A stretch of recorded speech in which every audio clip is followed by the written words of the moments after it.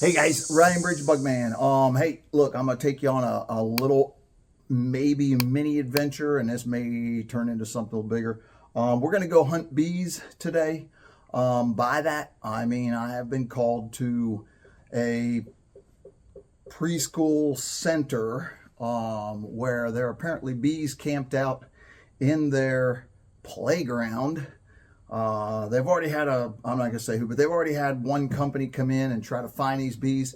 Apparently they're yellow jackets, and they couldn't figure out where they are. So they called me to see if I will come do it. So I am in the process of loading up, and I'm going to get out of here.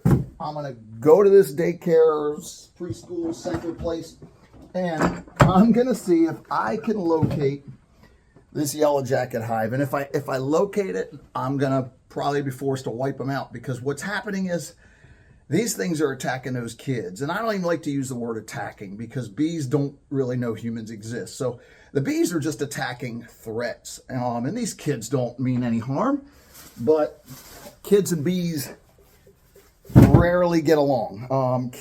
Bees and humans rarely get along. So, look at it in bigger picture. So I'm loading up. I'm going to go down here. I'm going to see. I may end up not using any of this stuff. I may not have to do anything with these bees, because I may not even find them. But if I do, I'm probably going to have to go to war with them. So I'm bringing you with me. I don't like wiping out beehives. So let's not get this right. This is just an aspect of the business that I do kind of on the side. And I do it to help people. And in this case, this is a very good example of helping people. These kids keep getting stung, and nobody can figure out where these bees are. I'm pretty good at locating beehives. I can't figure out why this other company couldn't figure it out, but we'll find out, because I'm going to go do it. We're going to go get them. So stay with me, man. It's going to get interesting. Okay, guys. Hey, I got out here to this early learning center, and they're still bringing kids out onto the playground. So needless to say, they still got kids getting stung. But apparently there's been two companies, or at least a company has been out twice to try and figure out what's going on with these things. It took me 10 minutes maybe to figure this out. They have a tree. I don't even know what kind it is, but it's not native. They have a tree, huge tree, 100-foot tree, that is growing over top of this playground. That tree is apparently producing nice, sweet, tasty sap that is attracting spotted lanternflies. The spotted lanternflies make that honeydew, that's their poop, but that honeydew, before it turns to a black mold, that honeydew is really sweet and tasty to all kind of critters, especially bees.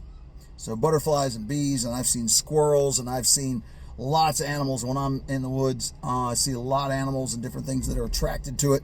But I've watched many times. I've watched trees with spotted lanternflies in October and November here in Pennsylvania just fill up with bees and wasps and hornets and all these crazy things, because that's the only food source around. So they're attracted to the honeydew from lanternflies, and unfortunately that's what's going on here. I couldn't show you much more, because when I got here, they brought kids out onto the playground, so I couldn't really get much done. So I apologize for the lack of content here. I didn't want to take a chance on accidentally putting kids on video and then getting into trouble for that. So they're pretty big about not doing that. So understandable. So that's the deal, man. If you have a bee problem, your bee problem may not be a bee problem. It might be a lanternfly problem, but even more so could be a tree problem. Because if that tree, whether it's non-native or not, because our sugar maples are also attracting them, grapevine is attracting, so the lanternflies come to a lot of things as long as they have that sweet sap. So it'd be nice to cure this problem in one fell swoop and get rid of a beehive and fix all their worries, but it doesn't surprise me that the private company couldn't figure this out.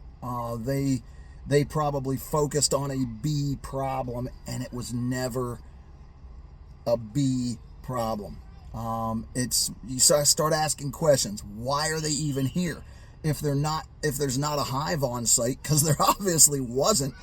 If they're not on site, well, then where's the most likely place? So then I started looking at the trees. Well, there's a bazillion trees that surround the properties on this place, and none of those trees even made sense. They're walnuts, which will attract some lanternflies, but those trees are so far away that this should not have been an issue. There was a bunch of oaks and some elm. I didn't see any trees other than the one big walnut tree a couple 100 yards away that should have been an issue to cause problems here. So that's what we're looking at, man. It's a weird extended problem. These folks are going to have to figure out whether they get rid of the tree. Coming in and spraying a bunch of chemical, not your best option. Not ever bringing kids out for recess, not really an option. Wow, it's a difficult spot, but I'm going to tell you, it's probably going to get worse, because as fall food sources begin drying up, as gardens die off, flowers and nectar and these different, various food sources that these bees and wasps are using, even insects, as those populations die back for fall and winter, bees and wasps and hornets are going to go to the nearest, bestest thing they can find. And lanternfly trees are really busy with bees on a regular basis. I see it. So I am 100% confident that's their problem. I'm also 100% confident that it's going to accelerate. This problem is going to get worse. So start thinking about that, folks. If you have a tree that attracts lanternflies and you don't like bees and wasps, or you're allergic to bees and wasps, you may find yourself dealing with a problem that is not so much a bee problem. It's going to be a lanternfly or a tree issue. And that's unfortunate, but that's how it works, man. Welcome to the Bugman adventure. Not every day do I get to go wipe out a beehive, and that makes me happy. I don't like doing that, but I wish I could have given these folks better news, and I really couldn't do that. So, you know the rule, guys. Very, very angry out here, man. So let's all be well. Let's all please be safe. And most of all, let's be kind to everybody. Let's just all be kind, okay? Let's slow down the bus. It's getting bad. Let's all be kind. All right, guys. Thank you so much. Like, support. I appreciate you, each and every one of you. We'll see you. Hey, man, be sure you like and subscribe to the channel. If you like what's going on here and you enjoy it, then help me out. All right? Thanks. I appreciate your support. Take care, guys.